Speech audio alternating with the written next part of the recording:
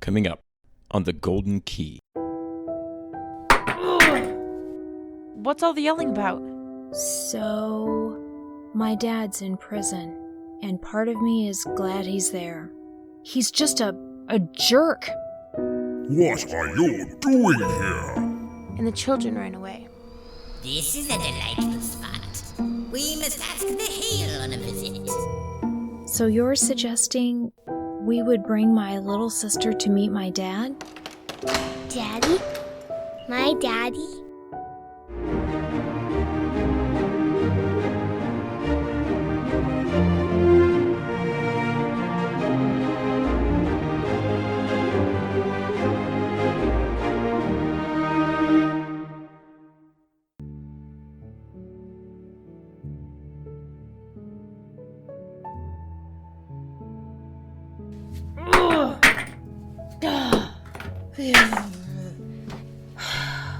Is anyone there? What's all the yelling about? Yeah. Well, sorry, did you hear that? From outside? It was kind of hard to miss. We were walking by the church and heard yelling. Oh, it's Kristen. Kristen, was that you? Well, what if it was? Am I breaking some rules or something? Well, Kristen, it's not exactly the usual thing you do in church. Are you okay? Yes, I'm fine. Why don't you just go back outside and leave me alone? Well, you don't seem okay, Kristen. Are you sure? Yes, okay? Just get out of here. Okay, wait. I guess I'm not okay. Look, you guys, I'm sorry. I don't mean to be harsh. I'm kind of struggling with some stuff, okay? And I guess I'm a little, well, maybe more than a little, mad at God or the universe or whoever. It seems like the universe is some people's way of just talking about God. Why are you mad at God? I don't really want to talk about it, okay? Okay, well, we all get a little mad at God sometimes. This is a pretty good place to talk to him, huh? Well, that's what I thought. I know you guys go all in for this religious stuff, God and saints and all your statues and stuff like that. I thought maybe he'd listen to me more in here, but probably not. Well, I think he listens to you wherever you are, but do you mind if I ask what's wrong? I mean, why you're mad at him? I mean, I don't mean to pry or anything. Well, you are, okay? Oh, wait. It's okay. Look, I've just got some really heavy stuff I'm dealing with right now. I just wanted to get some help. Maybe some perspective, I guess. Sometimes I think perspective is the main thing that prayer gives us. I mean, God doesn't always give us exactly what we want when we want it, but maybe he helps us understand it. I don't know, that's kind of how I see it. Okay. You two. You're all right. I mean, I know I act all tough and everything, and I know you're just trying to help. And believe it or not, I do appreciate it. You just wouldn't understand. I mean, you guys don't have any real problems. I don't think that's true. You should see the trouble I got in last week. Kid, I don't think you know what real trouble even is. But it's okay. Look, you guys, I'm going to tell you something that almost no one around here knows. Can you keep a secret? Sure. Uh-huh. Okay, here goes. And I'm trusting you to keep your mouth shut, right? Sure, Kristen. Okay. Well, here goes. So, my dad's in prison, and he's been there for the last few years. And part of me is glad he's there. Wow, that must be really hard, Kristen. Why are you glad he's there? He's your dad, right? See, like I said, you wouldn't understand. You just don't know him. He doesn't love anyone or anything but himself. He's just a jerk. Why is he in prison? Claire, that's rude. No, I get it. It's a fair question. To be honest, there are about 20 reasons he probably should be. But he was cheating his job and took a lot of money and stuff. and he was selling drugs and making more money that way. He's just a cold-hearted jerk. I could forgive all that, really, but he's just mean. He's mean to my mom, mean to me, and mean to my little sister. I didn't know you had a little sister. How old is she? No, you wouldn't run into her. She's not even in kindergarten yet. I don't even know if he's met her. Maybe when she was a little baby or something. Well, that's sad. Yeah, I guess. But it's probably better for her anyway. It's so hard for my mom. And even though he makes me super mad and I don't even like to admit it, I love him. I wish I could, reach him. Well, loving your dad is natural and good, you know? You shouldn't be ashamed of that. Well, I kind of think maybe I should be, but anyway, here's the thing.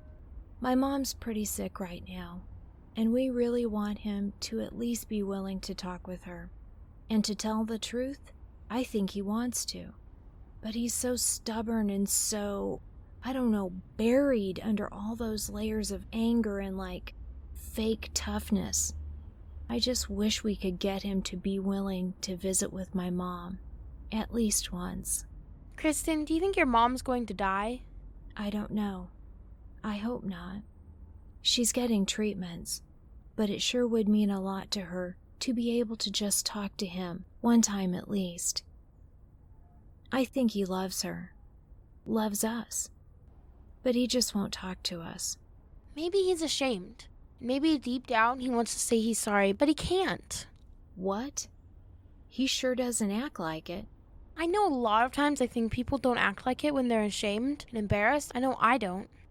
That's pretty insightful for a little kid. Yeah, Claire, that's a good observation. Well, if he is ashamed or sorry, he'll never admit it.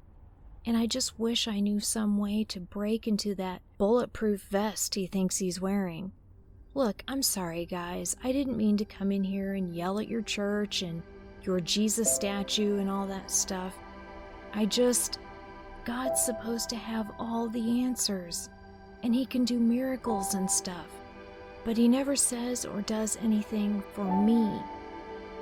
Sometimes it kind of ticks me off, And it just makes it worse, with Easter almost here and all that. Resurrection and joy and all that sort of stuff. It's okay. I think God understands. I mean, have you ever read the Psalms? Read palms? Like fortune-telling or something? I didn't think you guys believe in that sort of thing. No, not palms. Psalms. Those poem things that King David wrote. That guy that killed Goliath. Even I know that story. That dude must have written some crazy poems after killing giants and stuff. Well, he wrote a lot of beautiful prayers to God. Who'd have thought that?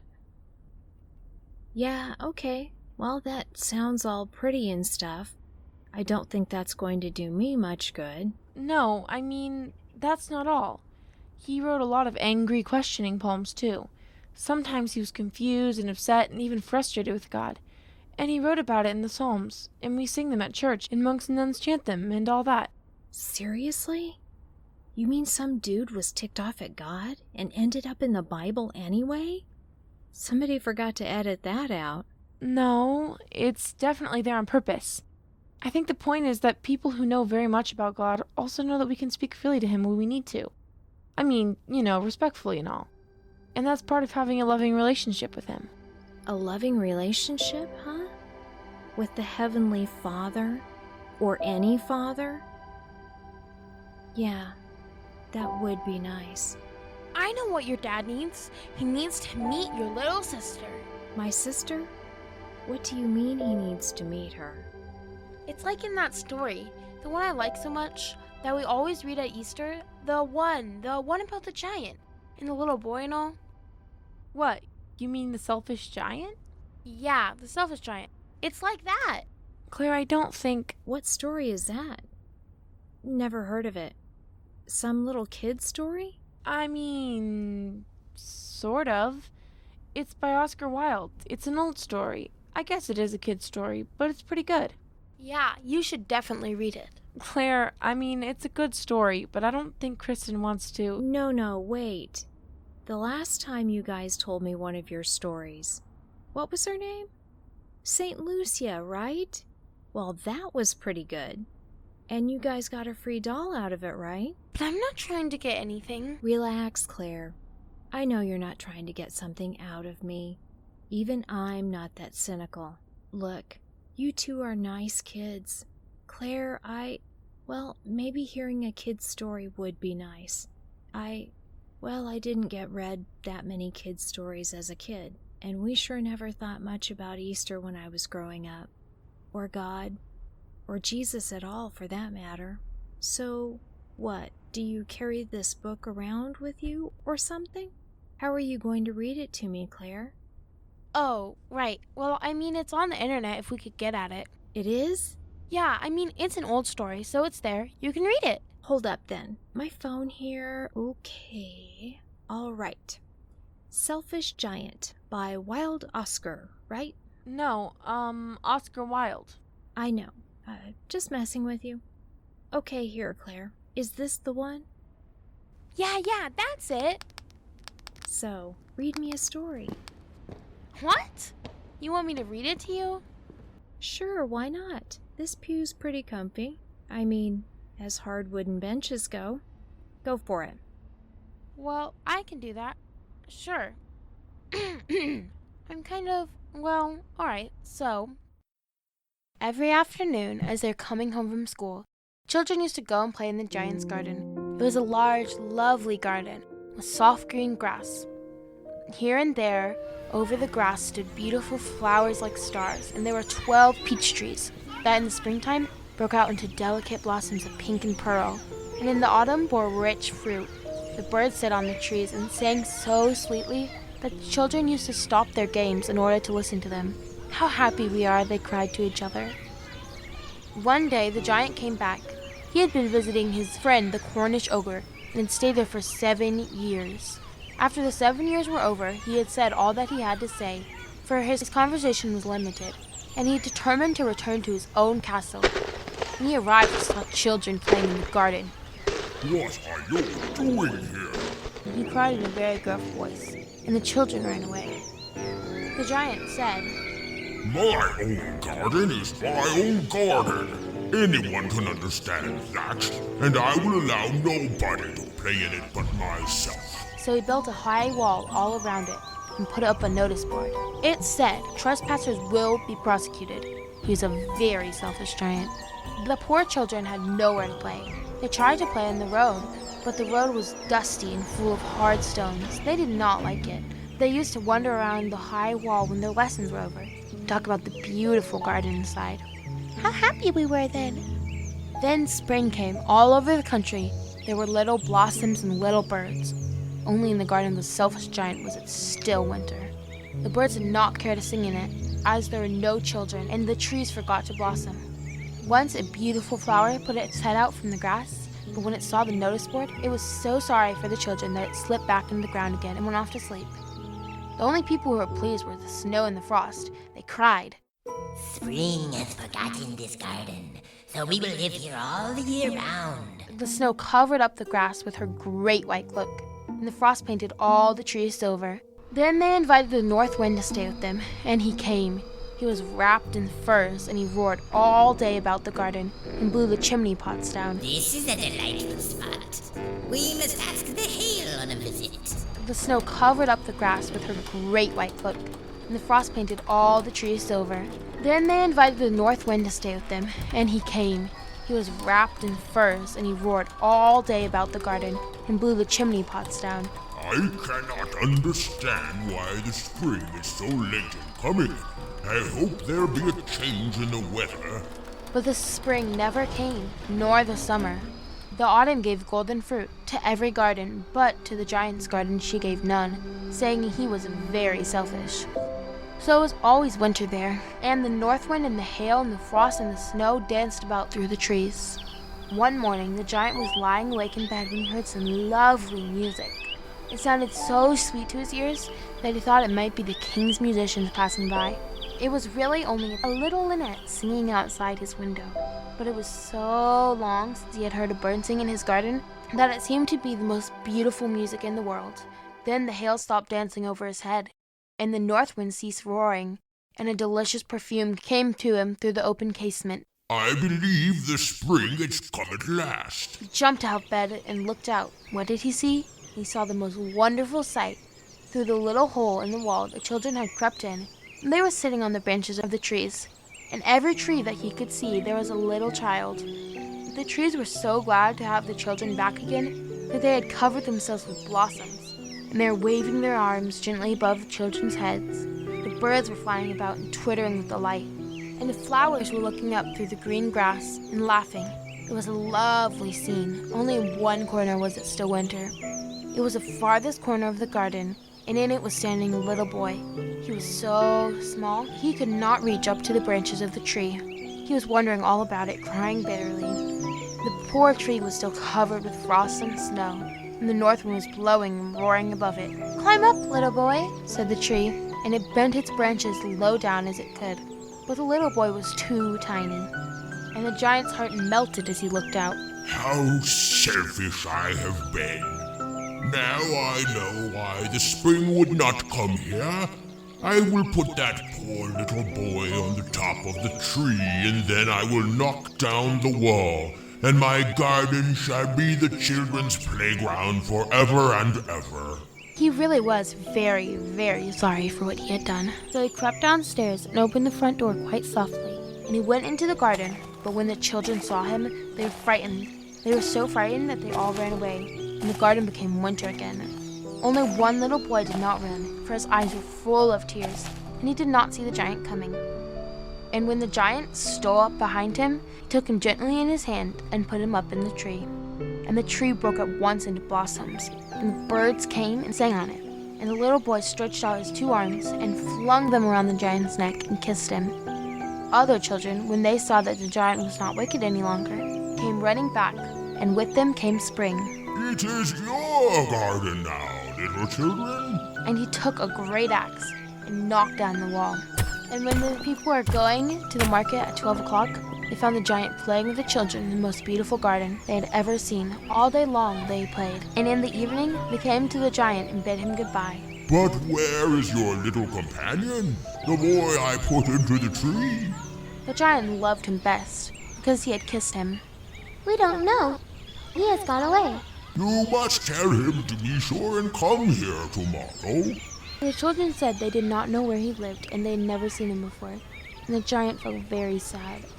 Every afternoon when school was over, the children came and played with the giant, but the little boy, who the giant first loved, was never seen again. The giant was very kind to all the children, yet he longed for his first little friend and often spoke of him. How I would like to see him. Years went over. The giant grew very old and feeble. He could not play anymore.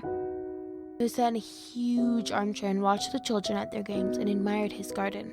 I have many beautiful flowers, but the children are the most beautiful flowers of all. One winter morning, he looked out of his window. As he was dressing, he did not hate the winter, for now he knew that it was merely spring asleep, and that the flowers were resting. Suddenly, he rubbed his eyes in wonder, and looked. It was certainly a marvelous sight. In the farthest corner of the garden was a tree quite covered with lovely white blossoms. Its branches were all golden, and silver fruit hung down from them, and underneath it stood a little boy whom he had loved. Downstairs the giant ran in great joy, and out into the garden. He hastened across the grass and came near the child. When he came quite close, his face grew red with anger. Who hath dared to wound thee? For on the palms of the child's hands were the prints of 2 nails, and the prints of 2 nails were on the little feet. Who hath dared to wound thee? Tell me that I may take my big sword and slay him. But the child answered, "Nay, but these are the wounds of love." Who art thou? And a strange awe fell on him, and he knelt before the little child. And the child smiled at the giant. "You let me play once in your garden. Today you shall come with me to my garden, which is paradise." And when the children ran in that afternoon, they found the giant lying dead under the tree, all covered with white blossoms. Well, that's the end. Seriously? That's the end? Dead giant? Hey, thanks for the pick-me-up, kid. Okay, sorry. I guess it's a little weird. No, I'm only messing with you, kid. I get it, I think. You were saying all I need to do is have Jesus appear to my dad as a kid, and I'm home free. It does kind of sound like that's the solution to your problems, according to the story, doesn't it? Actually, maybe it kind of is. Claire, come on. Well, what I mean is, maybe Jesus does kind of come to us sometimes through other people. I mean, remember all that stuff about how if you feed the hungry and visit the prisoners, you're really doing it for Jesus? Visit prisoners? Really? Yeah, it does say that. The least of these. Whatever you do for the least of these, you do it for me. Jesus said that. Well, that is pretty cool and all, but it seems to me like the least of these is actually my mom. And maybe it sounds a little selfish, but me and my little sister too. Maybe it's all of you, including your dad. But what I mean is, how Jesus coming to us like that, well, I think it took a little child to break open the heart of the giant in the story, you know? Like, I don't know if he would have opened his heart to anyone else but a little child like that. He didn't know if it was Jesus all that time. It was just a little child who loved him. Unconditionally. Unconditionally? What's that, Kristen? Oh, my counselor that my mom drags me to talks about unconditional love, knowing that you're loved no matter what you do, and also trying to love other people the same way. Blah, blah, blah. I don't usually listen much to what she says, but I guess it kind of relates to this a little bit. Well, I don't know if your counselor would say this, but I know that's how God loves us. So, Claire, what is it you think you're getting at with that story? Which is a nice story, by the way. I mean, for a little kid's story. Well, I was thinking about your sister, the little one that your dad hardly knows. Yeah, well, if my mom has her way, she'll keep it that way. Trying to get to know my dad is only adding suffering to your life. She's trying to protect my little sister from that. And anyway, I don't think he would talk to any of us even if we tried. That's been his thing for a long time now. Well, if you can yell at God, maybe you can also ask him if he'd help with that. Well, I can't deny that's true. So you're suggesting we would bring my little sister to meet my dad? Well, maybe your dad is kind of a selfish giant, and maybe a little child can change that.